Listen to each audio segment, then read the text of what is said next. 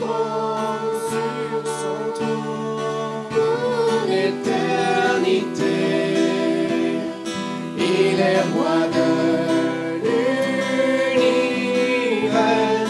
Chantons Jésus, nous sommes à lui, pour l'éternité. Chantons l'amour de Dieu pour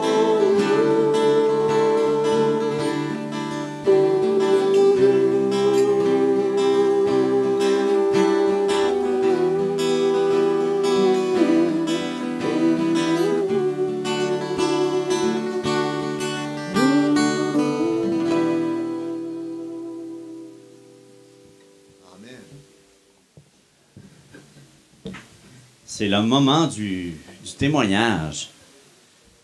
J'ai quelque chose à vous demander ou à vous dire. Ça se peut-tu que dans notre vie, on a des questions sans réponse? Ding, ding.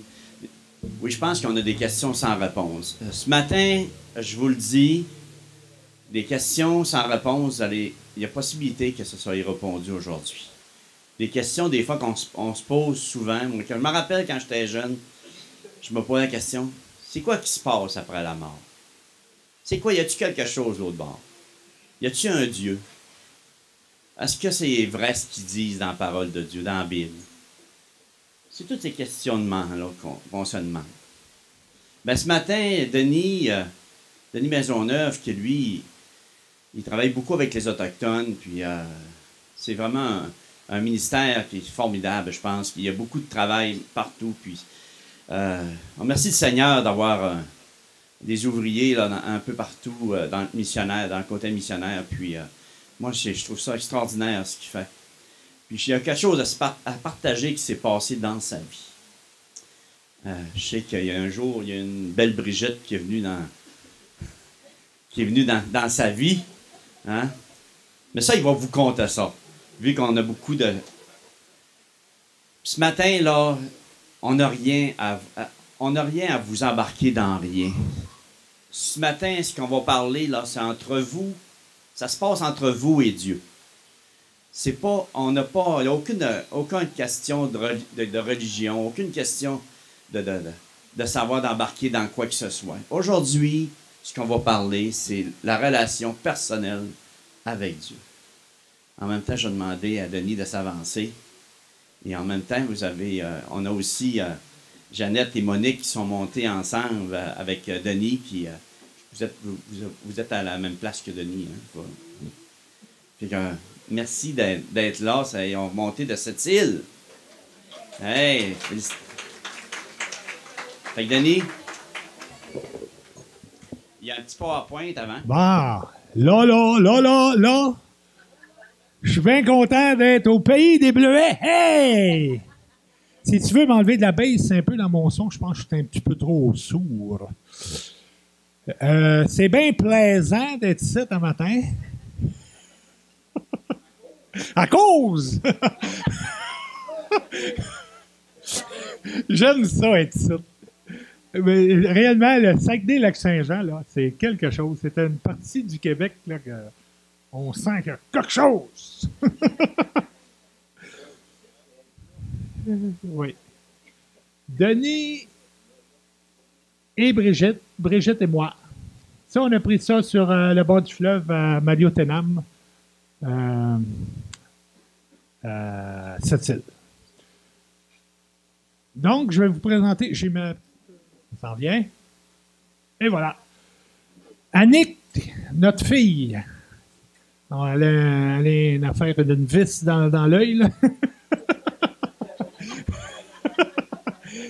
On a 4 enfants et ça, c'est Annick. J'ai marié Annick en 2010. J'étais le célébrant. C'est merveilleux. Un père qui marie sa fille. Quel beau privilège que j'ai eu. Et ça, c'est en 2010. En 2011, j'ai marié sa jumelle, Anouk. Encore moi, le célébrant. Et en 2012, j'ai marié Marie-Lou, ma 3e fille. Encore moi, le célébrant. Quel beau privilège. Et Guillaume, que j'ai pas encore marié, il n'est pas marié encore, avec ses sœurs. Et moi, par ma profession, je suis un chauffeur de camion. J'ai chauffé 20 ans des camions. J'ai chauffé dans ces 20 ans-là, 10 ans des camions de vidange. Je mène une vidange.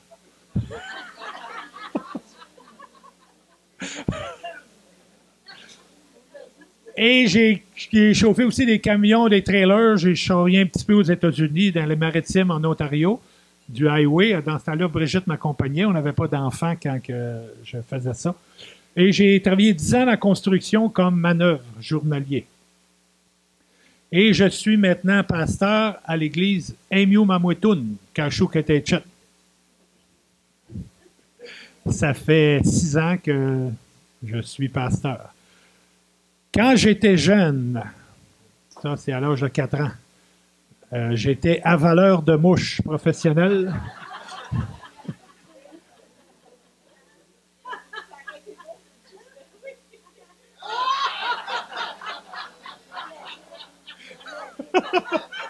Hein? Avaleur de mouches!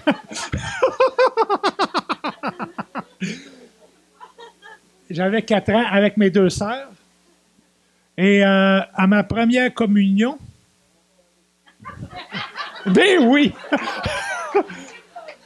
Mais ça me lâche pas, hein? Et j'ai pu vous dire qu'à cet âge-là, à peu près 6 ans, hein, j'étais athée. Je croyais à rien. Et j'étais sûr, dans ma tête de petit gars, j'étais sûr, Dieu n'existe pas. C'est impossible. C'est bizarre. Parce que généralement, un enfant, c'est quand même assez spirituel. Ça se dégrade avec les années. Mais moi, c'était au début de ma jeunesse, j'étais certain que Dieu n'existait pas, que c'était toutes des inventions, ces affaires-là. Et j'ai persisté là-dedans jusqu'à l'âge de 22 ans. À l'âge de 17 ans, j'ai rencontré la belle Brigitte. Ouh, certain. Ouf, la mâchoire m'a tombé à terre. Et on avait 17 ans, tous les deux. C'était ma première blonde. Et elle, Brigitte, vient d'une famille de 14 enfants. Elle est la 6e. Elle est née à Saint-Éleuthère. Ceux qui savent c'est où Saint-Éleuthère, levez la main. Personne, évidemment. C'est là où les moineaux virent. C'est tellement reculé, profond. C'est en bas de Rivière-du-Loup, sur la pointe du Maine aux États-Unis, le Maine, là. Bon, ben, juste l'autre bord des lignes, c'est là Saint-Éleuthère. C'est Pohéné-Gamouk. Il y en a peut-être qui connaissent ça. Pohéné-Gamouk, c'est le regroupement de 3 anciennes villes. Donc, Brigitte vient de Saint-Éleuthère à l'âge de 10 ans. Quand elle avait 10 ans, ses parents ont déménagé à Laval. Et c'est là qu'on s'est rencontrés. 1 mois avant qu'on termine notre secondaire 5. Si je ne l'avais pas vu, j'aurais manqué ma raison de vivre pour toujours dans ma vie. Ma vie aurait été que néant. Je suis le plus jeune d'une famille de 7 enfants. Vous me voyez là, je suis à côté de moi. Au mariage de ma sœur Nicole. Et on a tous des surnoms dans la famille. Je vais vous énumérer les surnoms. Premièrement, Pépère, Gros Lard, qui malheureusement, Gros Lard est décédé au mois d'août passé, à l'âge de 64 ans. Et c'est un triste événement, mais qu'est-ce que vous voulez, c'est ça. Gazelle, Togo, Golo,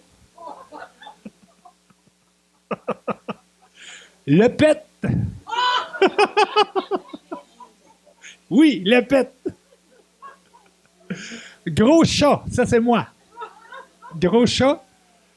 Petit Noir, mon père. Clarisse, ma mère. Mais elle s'appelle Pauline, mais on l'appelait Clarisse parce qu'on avait vu un film Abbott et Costello contre la momie d'Égypte. Et la momie Elle s'appelait Clarisse.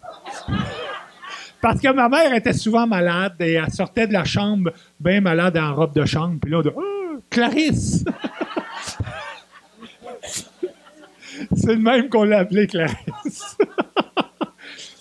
Rappelez-vous de ces noms-là parce que c'est une question d'examen. Tout à l'heure, ça va être dans l'examen final du ministère. Un jour, Pépère arrive à la maison avec une Bible. Je suis là, lui, une Bible dans ses mains. Une Bible. Voyons donc. Des ben niaiseux! Sans dessin, idiot, cave. Ça, c'était mes belles paroles dans ses oreilles. Moi qui étais un athée. Voyons, la Bible, un livre de cave. Il prêchait à tout le monde. Il prêchait tout le temps, tout le temps, tout le temps. Il venait de la visite à la maison, les mononcles, les matantes, le dimanche. Et là, Pépère arrivait à la table, les mononcles étaient là, et là, il avait sa Bible, puis il dit « Écoute bien, mon oncle, j'ai un beau verset à te lire. » Puis là, il lisait son verset à voix haute, devant tout le monde. Puis là, il parlait du verset. Hey, mon père, il le regardait. Il était fâché, mon père. Parce que, regarde, on n'achète pas la visite avec Dieu, voyons donc. Et un jour, mon père a dit à Pépère, quand la visite a été partie, il a dit, « Mon garçon, si tu n'arrêtes pas de parler de ça, tu vas aller dehors. » Alors, regardez la carrure de mon père. Gardez-y les mains, les poignets. C'était pas une mauviette. Aujourd'hui, il y a 91, il est encore vivant. Bien, évidemment, il n'est plus comme il était, mais là, il avait à peu près mon âge. 50 ans à peu près. 42.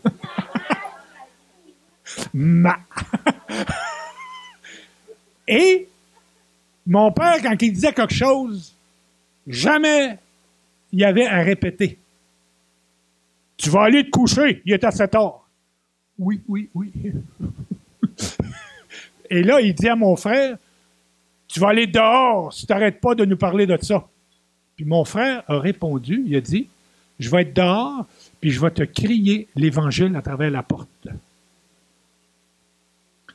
Il prêchait partout, il prêchait dans l'autobus, il allait travailler, il prenait l'autobus à Laval pour se rendre à Montréal, il payait, où est-ce qu'il y a le chauffeur, il payait, et là, devant tout le monde, avec sa Bible, il prêchait à tout le monde dans l'autobus. Jusqu'à temps d'arriver à Montréal. Quand il revenait du travail le soir, la même chose, tout le temps, il prêchait. Continuellement. Il allait au parc où il y avait bien du monde, il y avait des games de baseball, et là, entre les manches, quand les joueurs ils changent de rôle, là, lui, il se mettait de dos au backstop, là, où il y a le catcher, là. Il se mettait de dos face à la foule, puis là, il prêchait fort. Et quand la game recommençait, pour ne pas déranger la partie, il allait s'asseoir jusqu'à la prochaine manche que les joueurs changeaient encore. Il disait encore, « Hey, le monde, il riait de lui. »« Ah, Jésus! Quel cave! » Il prêchait. Ouf, hey, tout un Jean-Baptiste. Et moi, on s'est mariés, Brigitte et moi. Et là, j'ai été voir le curé, avant qu'on se marie, j'ai été voir son curé à sa paroisse. J'ai dit, monsieur le curé, on aimerait ça se marier. Oui, pourquoi vous voulez vous marier? Ben, regarde, elle est super belle. Elle est belle, que belle.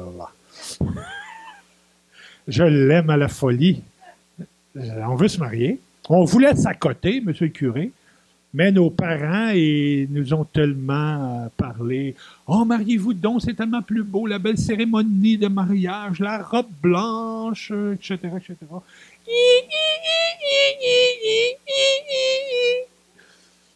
Ben, regarde, on a écouté nos parents, on va se marier. Bon, ça va être fait, de toute façon, je l'aime. Puis... Mais, monsieur le curé, j'ai quelque chose à vous dire. Dieu n'existe pas. J'ai dit ça. Que ce soit chez les catholiques ou les protestants, ou peu importe la religion, là, tout ça, là, c'est une invention. C'est une invention dans les mauvais jours. Parce que tant que ça va bien dans la vie, Dieu, il est bien, bien loin, loin, loin, loin. On n'a pas besoin. On vit notre vie. Je n'ai pas besoin de toi, Dieu. Achale-moi pas. Mais la minute que grand-maman, on apprend qu'elle a le cancer, oh, je vous salue, Marie, pleine de grâce, Seigneur, vous êtes bénie dans toutes les femmes. Jésus, le fruit de ton entraille, béni. Là, on est religieux. Là, le bon Dieu, là, on a besoin du bon Dieu. Donc, j'ai dit, monsieur le curé, le bon Dieu, c'est une béquille. La béquille, quand ta jambe va bien, tu la mets dans le garde-robe ou loin dans le fond de la cave, tu y penses même plus. Ben, c'est la même chose. Je regardais mes parents, les voisins, les mon oncle, les ma tante. Ben, regarde, Dieu n'était pas dans leur vie. Dieu était une béquille. Et j'ai dit ça au prêtre. Et le prêtre, il m'a marié. Il était bien gentil de me marier parce que je pense que je ne méritais pas d'être marié dans son église. Un été, ce frère-là, ça c'est la question de l'examen. Comment il s'appelle? Gazelle! Il y en a qui ont eu la bonne réponse. Ça fait que vous passez votre examen. Gazelle. Junkie. C'est-à-dire le garrot, la seringue, l'héroïne. Il se shootait à l'héroïne. Ça devait faire presque 15 ans qu'il shootait à l'héroïne. Il était fini. Fini. Complètement fini. Il avait été d'une cure de désintoxication à Montréal. Les psychologues l'ont mis dehors. Ils ont dit, on regrette, il n'y a plus rien à faire avec toi, t'es fini. T'as été trop loin. À différents endroits, un drogué peut toujours revenir. Il y a ce qu'on appelle des U-turns. On peut virer de bord. Mais Gazelle était rendu, il avait dépassé le dernier U-turn. Il était foutu. Les psychologues ont dit, on ne peut pas te garder. Tu prends la place de quelqu'un qui a besoin. Ouh! Pépère, qui est chrétien, il avait lu dans la parole de Dieu. Jésus, prenant la parole, leur dit, ce ne sont pas ceux qui se portent bien qui ont besoin de médecins, mais les malades. Pépère, il s'est dit, Gazelle, c'est le meilleur candidat pour l'Évangile. Il est pas bien, là, il se porte pas bien. Mais il est malade. Évidemment, c'était le meilleur candidat. Et faire une histoire courte, après une soirée d'évangélisation, Gazelle s'est converti. Et le lendemain matin, il est rentré chez mes parents. Dans ce temps-là, je n'étais pas marié à ce moment-là. Il rentre chez mon père, ma mère, chez nous. Il dit, « Papa, la drogue, c'est fini. Tu n'auras plus jamais de problème avec moi. » Il dit ça à mon père. Et mon père et ma mère, ils ont eu des problèmes immenses. Immenses. J'ai souvent vu mon frère, Gazelle, un coup de poing d'en face à mon père. Ça, je l'ai vu. Parce qu'il était rendu trop fou, là. Il était en manque. Puis là, c'était la bataille dans la maison, là. Puis mon père, à la carrure qu'il avait, là, il réussissait à le maîtriser, la prise de l'ours. Pendant que ma mère appelait la police, puis là, la police arrivait chez nous, puis venait chercher mon frère. Ça, j'ai vu ça. Ça fait que Gazelle, il dit à mon père, « Finis la drogue, tu n'auras plus jamais de problème avec moi. » Hier au soir, je me suis converti. Jésus m'a sauvé. Et en même temps qu'il m'a sauvé, il a tout lavé la drogue qu'il y avait en moi. Il a tout lavé, toute la psychologie, ma biologie, il a tout lavé. Et c'est réellement ça qui s'est passé. Gazelle était comme un jeune qui n'avait jamais rien pris. Tout un miracle. Et là, maintenant, dans la maison, comme preacher, il y avait Pépère, il y avait Gazelle. Et Gazelle, aussi Jean-Baptiste que Pépère, Gazelle, il attendait mon père dans le châssis de cuisine quand mon père arrivait de travailler. Là, Gazelle, il était prêt avec ses fusils d'évangile. Et là, il mitraillait mon père continuellement avec des versets. Il faut que tu te convertisses. Si tu ne te convertis pas, tu vas aller en enfer. En tout cas, il lâchait pas mon père. Mon père se sauvait dehors dans le jardin, sur le gazon, à s'asseoir d'une chaise de jardin. Gazelle, il s'emmenait une chaise à côté, puis il prêchait. Il prêchait tout le temps. Et là, il invitait mes parents à l'église baptiste évangélique de Chamédé.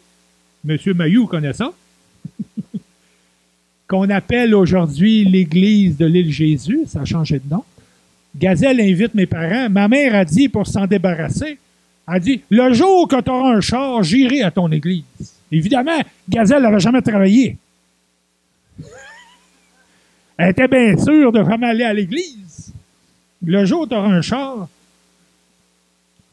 j'irai à ton église. On revient à moi et Brigitte. Je suis un athée, je me marie avec Brigitte. On voulait s'accoter. Bon, on avait 22 ans. Et là, monsieur le curé, plein d'amour pour moi, il nous marie. Il était compétissant. Il nous marie oui, ça va bien vite, ça. Il nous marie le 30 septembre 1978. Ça fait 35 ans, là, la semaine passée, qu'on est mariés.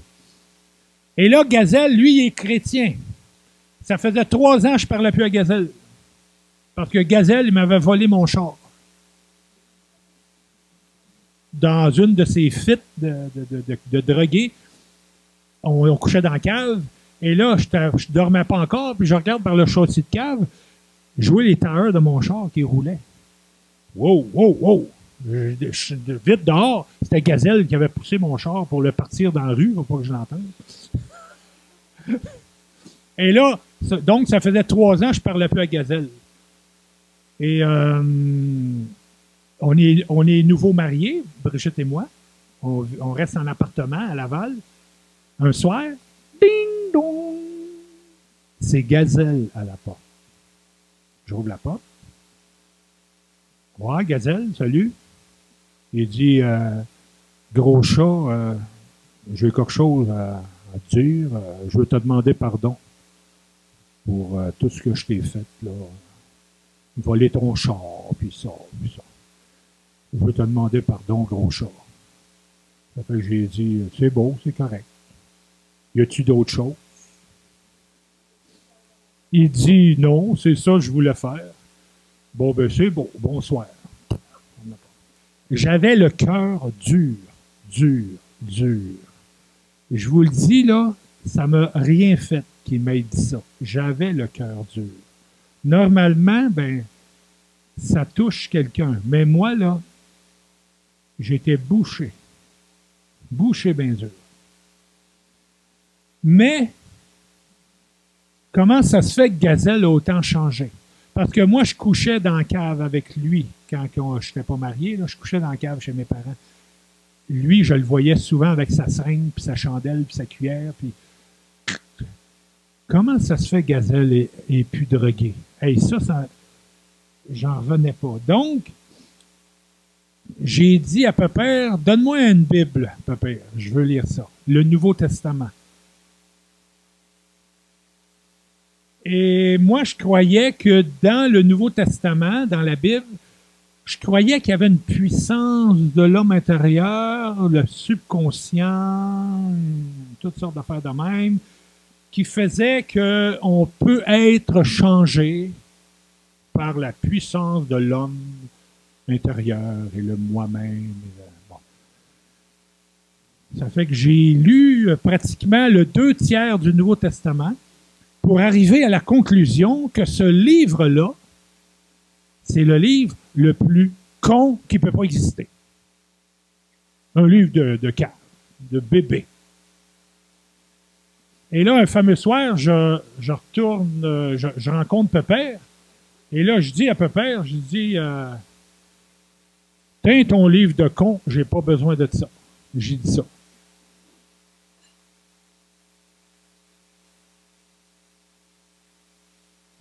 Tiens ton livre de con, j'ai pas besoin de ça. Lui, il me répond pas avec des paroles d'essayer de me convaincre. Oh non, tu devrais pas, ben garde, il faut pas que tu réfléchisses comme ça. Non, il m'a pas essayé de m'assiner. Il m'a cité un verset par cœur qu'il m'a cité. Et ce verset-là, c'est comme si je recevais 1 tonne de briques à la tête. J'ai été foudroyé par le verset qui dit « Dieu résiste aux orgueilleux, mais il fait grâce aux humbles. » Quand que mon frère me dit ce verset-là, tu sais, quand je vous parle en ce moment, là, puis le petit écureuil là-dedans, là, il tourne. Là, vous réfléchissez à toutes sortes d'affaires. Mon steak à la maison, dans le frigidaire, il va-tu dégeler? Bon. On réfléchit à toutes sortes d'affaires pendant que quelqu'un nous parle. Et quand mon frère me dit ce verset-là, je réfléchissais, je me disais, quand j'étais petit gars, on m'enseignait à la catéchèse. On me disait, c'est quoi le plus grand péché? On disait, c'était l'orgueil. C'est ça qu'on disait quand j'étais petit gars. Ça m'était resté dans la tête. On peut être orgueilleux de notre portefeuille. On peut être orgueilleux de notre belle épouse, la belle Brigitte. On peut être orgueilleux de notre job, orgueilleux de notre belle beauté sublime. C'est tout un orgueil. Mais il y a un orgueil qui surpasse tous les orgueils.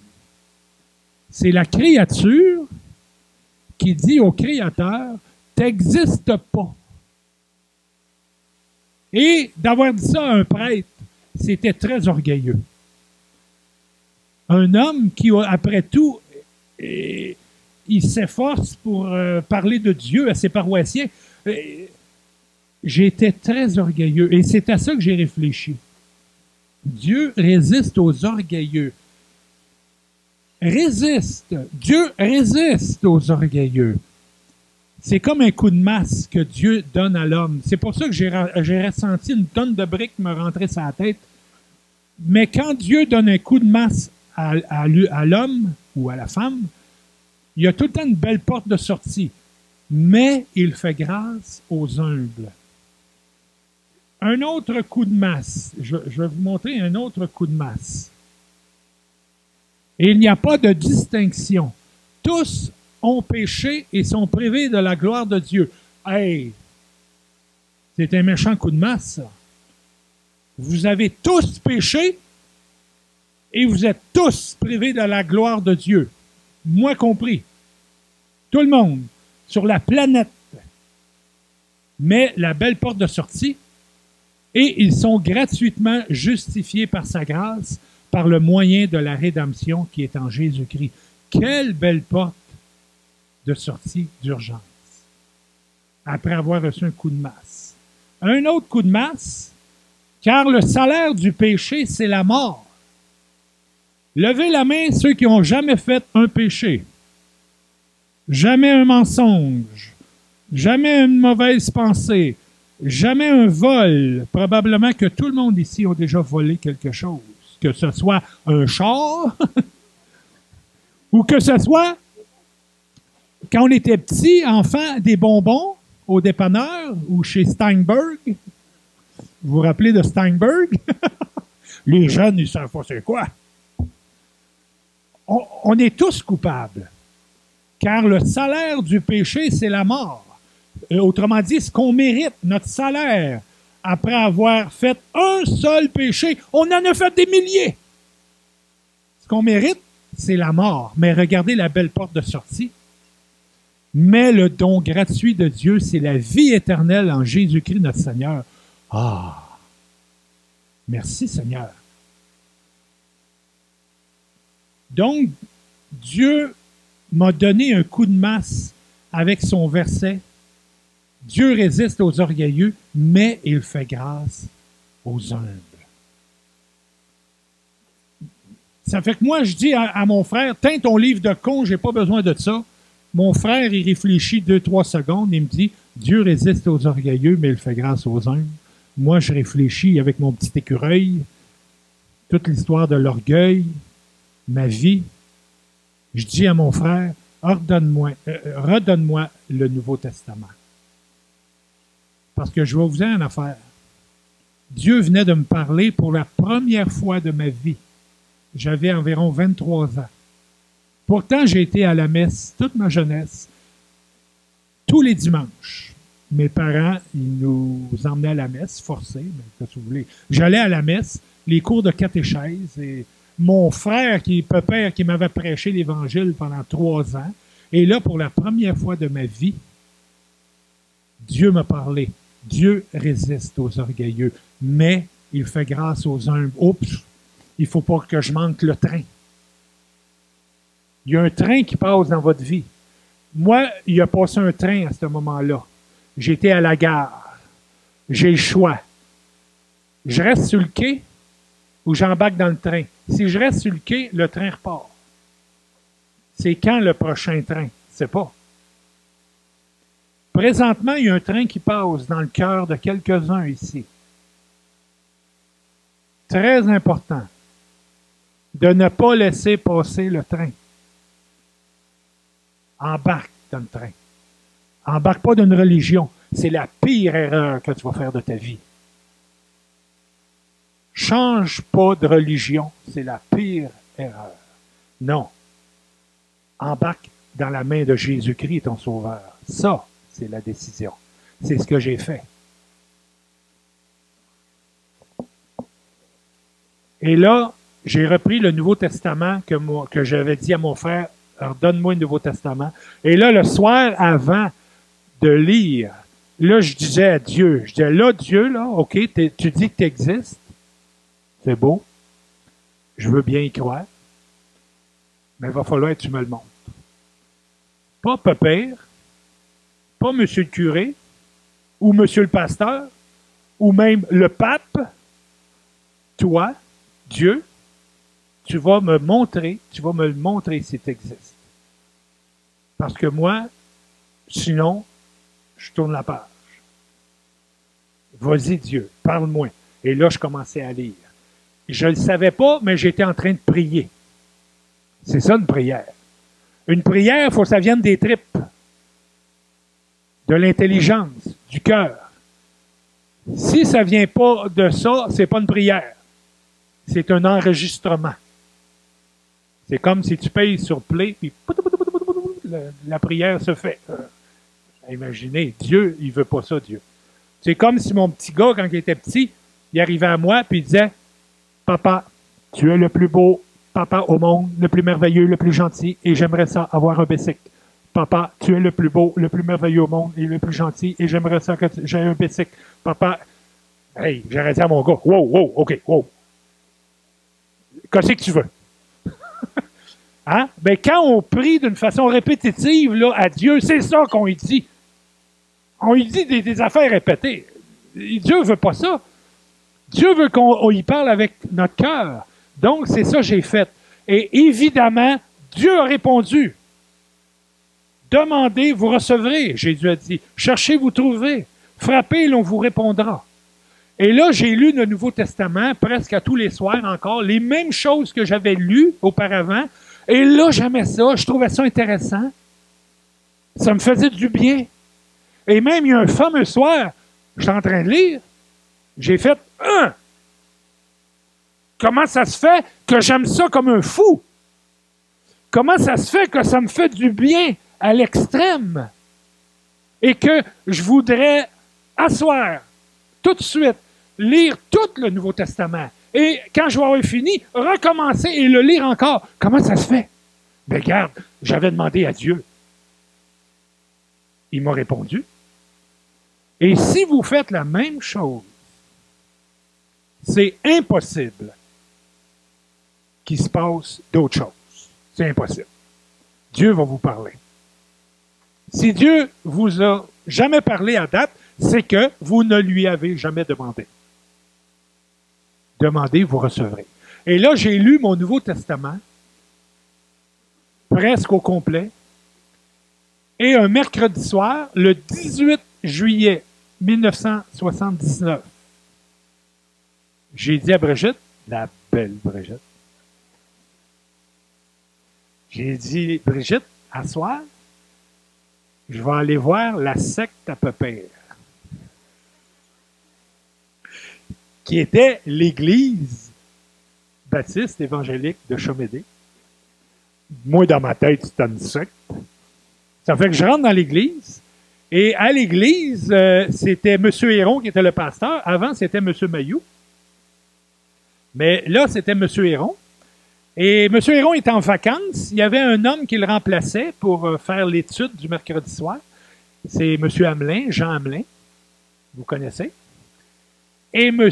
Hamelin, il prêchait sur Bartimée dans l'évangile de Luc. Bartimée, il est à Jéricho, il est aveugle. Il n'a jamais vu de sa vie.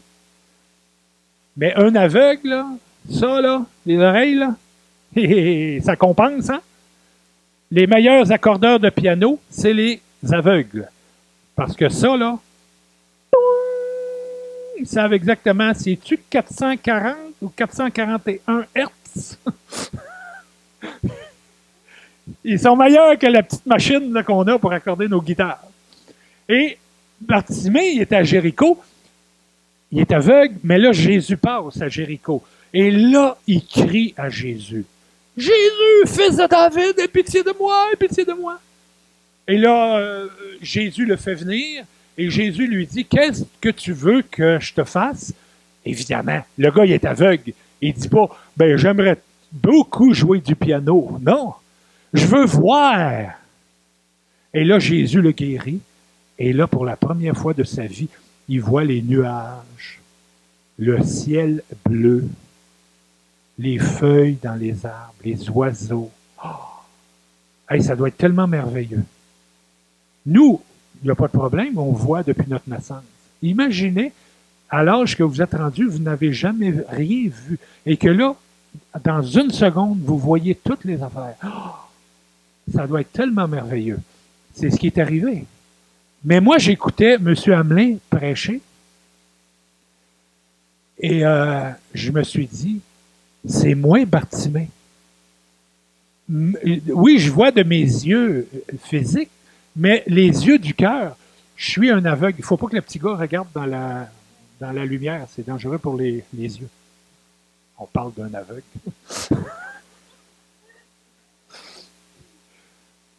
Donc, je me suis dit, c'est moi Bartimée.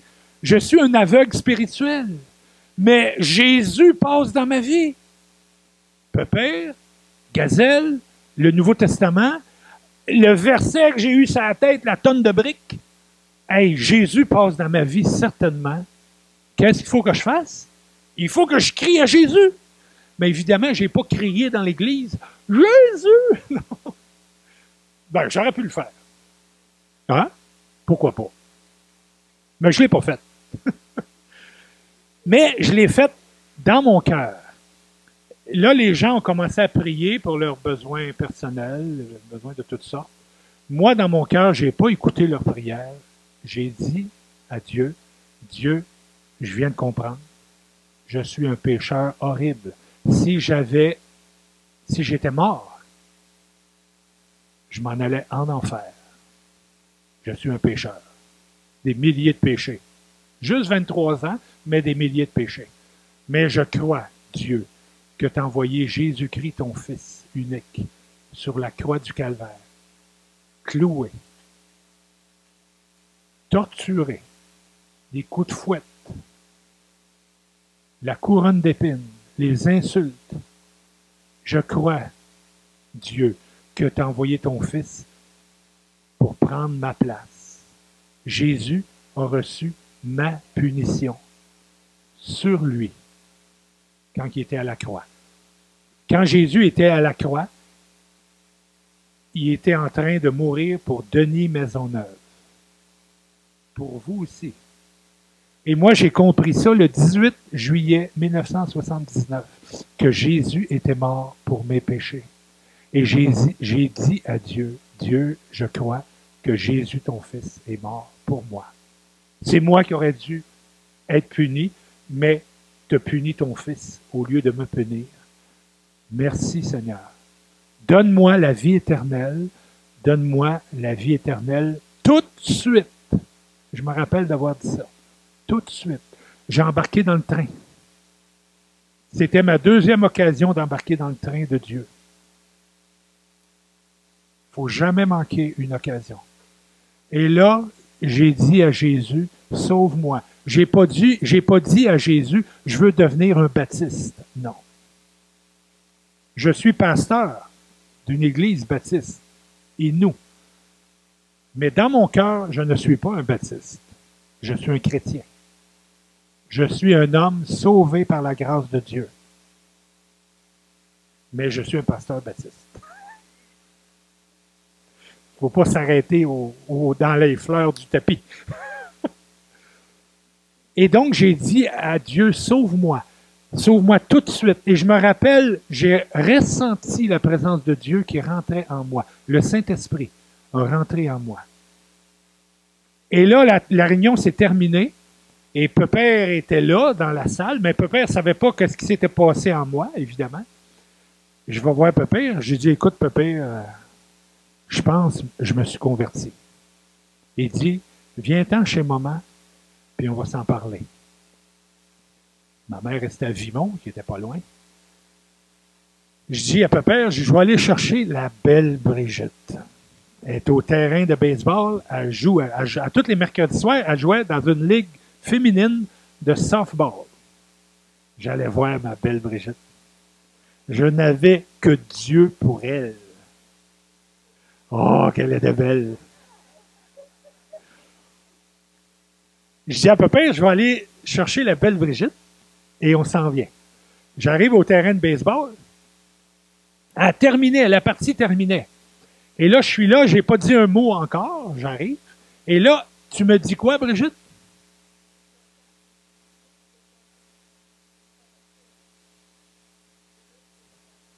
C'est ça. Elle dit, il s'est passé quelque chose. Il y a un verset dans l'Épître aux Corinthiens qui dit, si quelqu'un est en Christ, il est une nouvelle créature. Les choses anciennes sont passées. Voici, toutes choses sont devenues nouvelles. Brigitte a vu le changement, sans même que je dise un mot. Elle m'a vu transformé. Quand Moïse a été chercher les 10 commandements dans le mont Sinaï, quand il est redescendu, c'est écrit que son visage était rayonnant. Bon, moi, je n'avais pas un visage rayonnant, et je ne suis pas Moïse, mais quand même, c'était une figure de ce qui va se passer avec les gens d'aujourd'hui, que quand on devient chrétien, ça change les vies. Et moi, ça m'avait tellement changé quand j'ai dit à Jésus, sauve-moi tout de suite. J'ai passé des ténèbres à la lumière. J'étais un athée et je suis devenu un croyant dans une seconde. Et Brigitte a vu ça dans ma physionomie. On revient à Gazelle. Oh, Bartimée. J'ai oublié de vous présenter Bartimée. C'est une photo qui a été prise à l'époque de Jésus.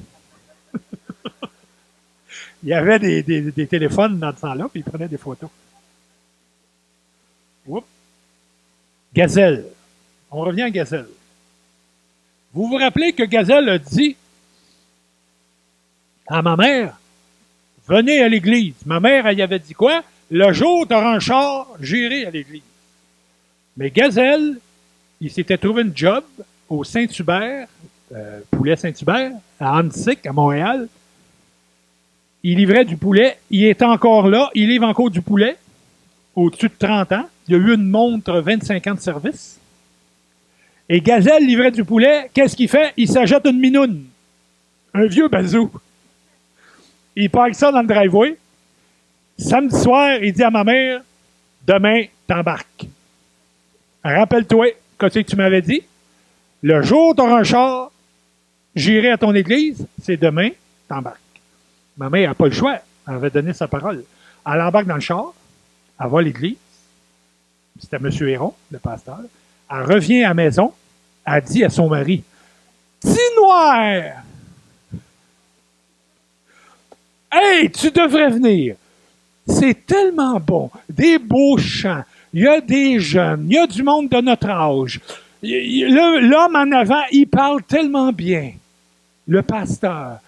Après ça, on parle ensemble. « Ah, tu devrais venir, Tinoir. » Évidemment, Tinoir, peut-être pas le dimanche suivant, mais à un moment donné, il est embarqué dans le char à gazelle. Il a été à l'église baptiste évangélique de Chamédé. Et M. Héron, M. Mailloux va très bien le confirmer, c'est un évangéliste hors pair, comme on a rarement vu.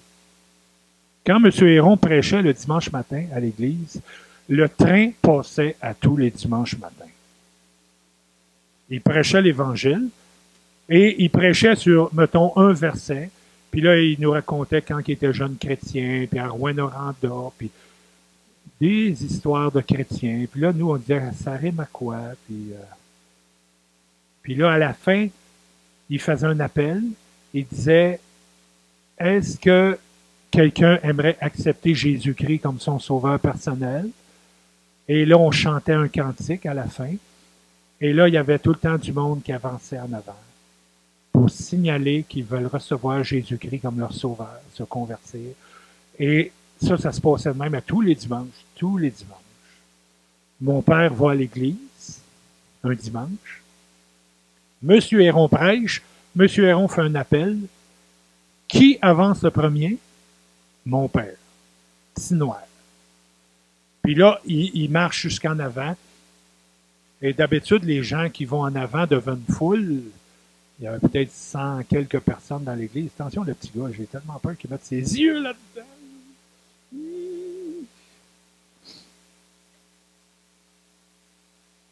OK. Donc, je voyais mon père qui s'avance. Brigitte puis moi, on était dans l'église. Je vois mon père qui s'avance. Et là, il arrive en avant, puis il se revire de bord devant tout le monde de même, avec son allure de frigidaire. Puis là, il dit, il y avait une voix, ben là, aujourd'hui, même encore aujourd'hui, il y a 91, il y a une voix forte. Mais imaginez, dans ce temps-là, il dit devant tout le monde, « C'est avec une foi pleine et entière que je remets ma vie dans les mains de Jésus-Christ, mon Sauveur. » Ah, ben ouais. Hey, c'est pas à moitié une conversion de même. Et donc, mon père s'était converti. Ma mère aussi s'est convertie. Hey, c'était quelque chose. Revenons à Brigitte et moi, en 1979. J'étais un jeune homme de 22 ans. Je suis sûr que le petit gars, il ne faudra pas qu'il mette les pieds sur mon ordi.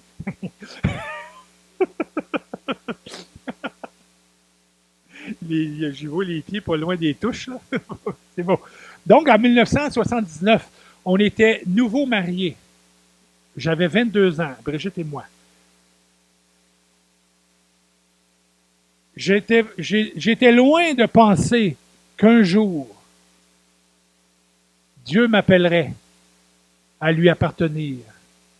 Mais c'est arrivé en 1979, quelques mois, 9 mois après notre mariage. Je me suis converti. Et en 1997,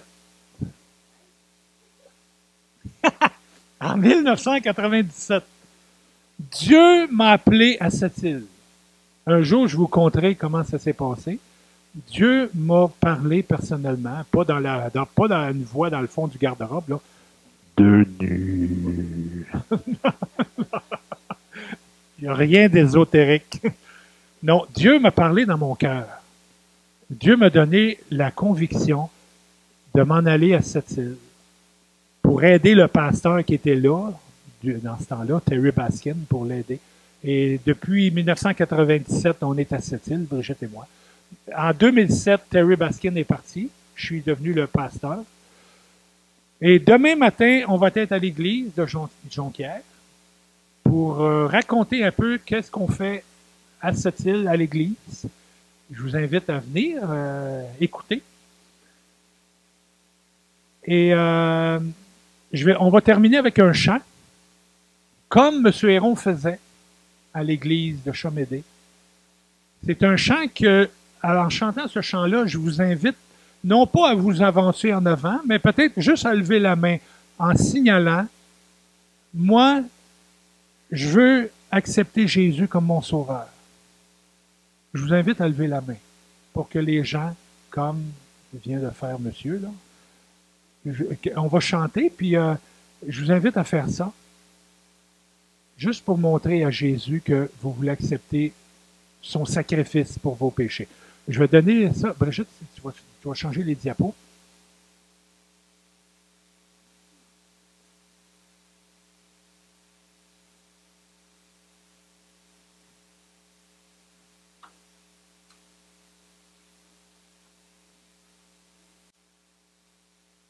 Donc, je vous invite à chanter avec moi. Peut-être que vous ne voyez pas les paroles. J'ai décidé de suivre Jésus. Mais n'oubliez pas, si vous voulez accepter Jésus comme votre sauveur personnel, levez la main. Ça va montrer à tout le monde que c'est ça que vous voulez faire. Ensemble. Deți șwedi, ceci naszuk szeszusz. Deți șwedi, ceci naszuk szeszusz. Deți șwedi, ceci naszuk szeszusz. Neken naszła. Je le suivrai. Manem kuyam nekenashwa sheshush. Manem kuyam nekenashwa sheshush. Manem kuyam nekenashwa sheshush. Nekenashwa, nekenashwa. N'oubliez pas de lever la main. Monsieur a levé la main. C'est merveilleux. Tu n'oublieras pas ce geste. Et Dieu te voit. Dieu voit que tu ne veux pas adhérer à une religion, mais que tu veux croire en Jésus, ton Sauveur, qui est mort pour tes péchés. T'es foutu. Sans Jésus, t'es foutu. C'est l'enfer, horrible. Mais grâce à Jésus crucifié pour tes péchés, tu t'en vas au ciel. Parce que Jésus est mort pour tous tes péchés. Y a-t-il quelqu'un d'autre qui veut faire comme monsieur? Oui, deux autres là-bas, deux autres personnes, la même chose. Jésus est mort pour vos péchés. Crucifié. Il ne devait pas être crucifié, Jésus. Il n'a rien fait de mal. Jésus n'a jamais fait aucun péché. Mais vous êtes des pécheurs horribles, comme moi. Mais Jésus a décidé de recevoir votre châtiment. C'est écrit dans le prophète Ésaïe, le châtiment qui nous donne la paix est tombé sur lui, sur Jésus. C'est merveilleux. Merci. Y a-t-il quelqu'un d'autre qui aimerait lever la main avant qu'on chante le troisième couplet?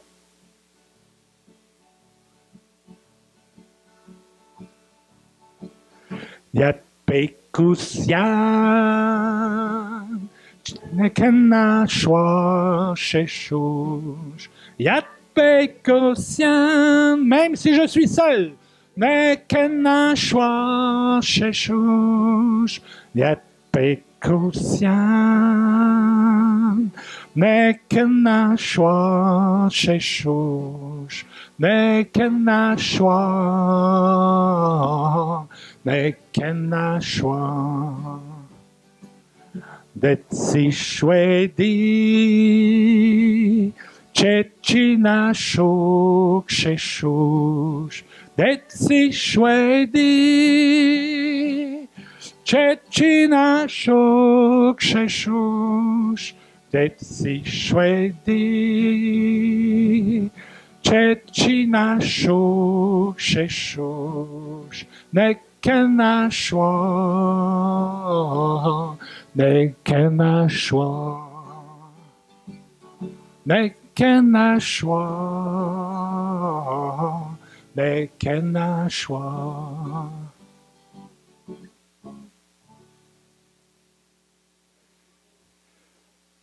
J'ai été content d'être parmi vous. J'ai été content de voir les trois mains se lever. Peut-être qu'il y a d'autres cœurs qui n'ont pas osé lever la main, c'est compréhensible, mais continuez vos recherches, allez voir un chrétien de l'église de Jonquière, le pasteur, allez voir quelqu'un pour poursuivre ça. Vous devez embarquer dans le train de l'Évangile, pas le train de la religion, le train de l'Évangile.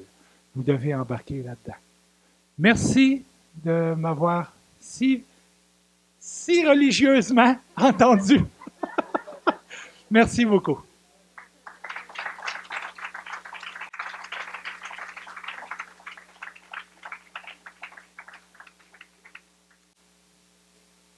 Alors, ça fait agréable de recevoir notre frère Denis et sa belle Brigitte.